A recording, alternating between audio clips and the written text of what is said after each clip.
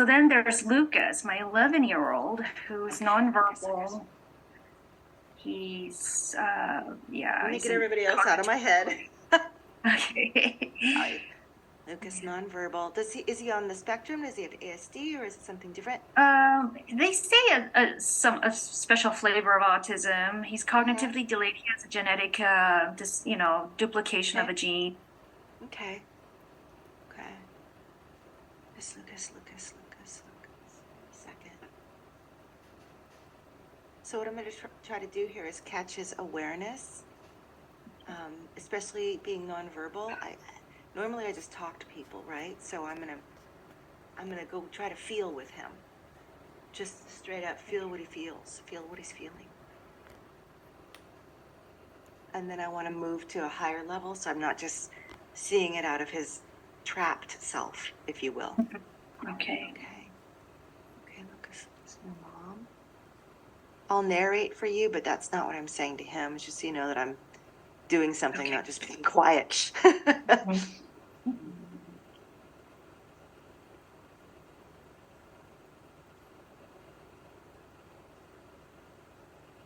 I see him watching you. You're obviously one of the biggest forces in his life, and it's like he tracks you. You're the closest thing. It's like as if you were looking out and everything is blurry, but you. Like he's wearing some glasses that make everything else blurry, but you're always sort of in focus. And he does a lot of tracking of you, cataloging of you. Where are you? Where are you now? Okay, that's good to know.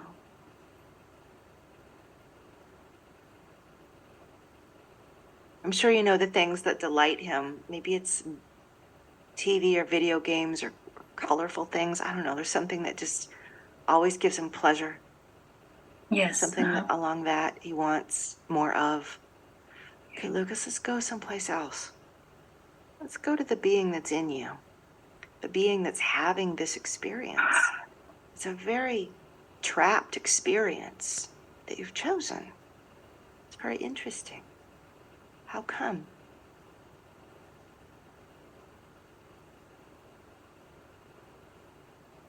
Well, you're right. He is a wise old soul. You know what? He might even be, I don't know if you believe in ancestors or anything like that, but I just feel like he's somehow very connected to your family. Okay. Maybe here again, and I'm not one who even suggests reincarnation typically, but there's something about, it's almost Buddhist in thought. I'm here to experience who I am in a very limited setting. Like everybody else comes and they get all the choices in the world, all the possibilities in the world, everything. And I wanted to experience opposite that. I wanted to experience what it's like when I have very little to work with. There's a great deal of growth in that, a great deal of understanding, a great deal of balancing. And again, I can only imagine a very wise being even contemplating that as a next step kind of experience.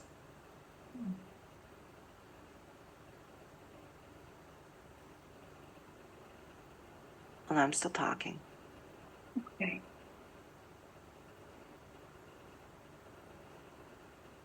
It's like, do I have to suffer in the suffering? I really feel that this being that you have here, one, is deeply connected or rooted in your family or your heritage or something along those lines, ancestry. And I also feel like they have a really Buddhist nature. Like, how do I not suffer in this space? What is it like to feel confined? What is it like to feel, who can I become in the narrowness of this? Does this make sense to you? It's opposite what everybody else in the world gets. Well, not everybody. Yes, Everybody I mean, I else. get the suffering part. I would assume there's a lot of suffering, but I don't mean yeah, I mean, suffering like, like he's how can unhappy. I He's help not him? I mean, yeah, how do you? he's not He said he doesn't unhappy. want to. He's talking in a really big level to me Okay. right now, okay? So by suffering, I mean kind of esoteric. How do I Okay. grow through narrowness? How do I make the most of this? Yeah. Okay. Uh-huh. Okay. And is So that let my me. family or Gabriel's family? Yes, I have a really dysfunctional family. There were a lot of drunks there, so No, it must be way back. it's way back. It's not close. And it's funny because this is Okay. not something I would normally Okay. see. So this is sort of out of my box as well. Okay. I think it's your family. Mhm. Gabriel, is it your family? Oh, I think it's your family. I think it's your family.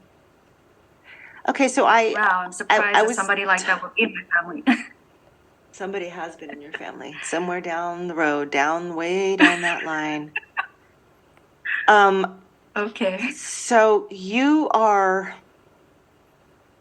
you've been chosen as a beautiful person to support them, to grow them, to let them have this experience. So what I'm seeing here is that this is a chosen experience. This is not a random thing. This is not an accidental thing. This is not a, well, shoot, how do we make the best of this thing? This is a very chosen and intentional experience.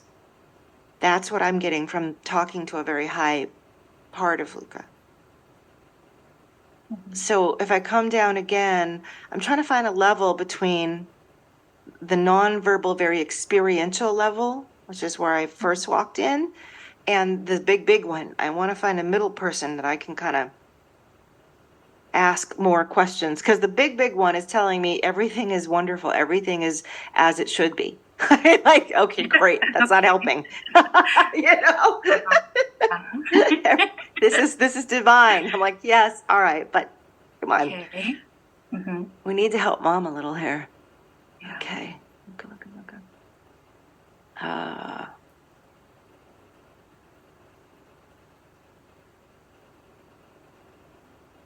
well, okay, now I'm saying some other things uh, at this different level. Outside.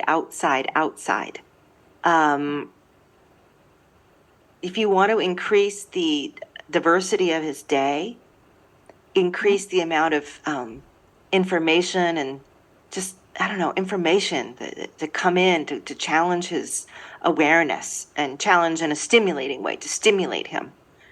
Um, going outside. I'm assuming is he in a wheelchair? Do you wheel him? Sometimes, yes, but he can walk. Uh-huh. Well, I think he would like to just roll around outside. Because I'm Okay. seeing rolling. I'm seeing this like, ah, what's that? A bird? What's that? Like it's these feelings of just warmth of the sun. It's like he can, if he's not walking around, he can absorb more. Oh, excuse me. But if he's Okay. walking, Uh, he's then that becomes the focus. So that's okay. why these strolls or these places, peaceful places, not noisy, loud, rough, too much places. Hmm. Um, the feel of a bunny rabbit fur. I mean, just certain things like just tactile.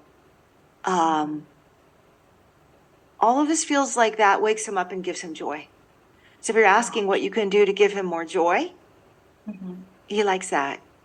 Awesome. He doesn't know to ask necessarily for those things because you know that the certain things that he can do over and over that give him pleasure, but Yeah. he doesn't know how to say, you know, let me see a bunny rabbit.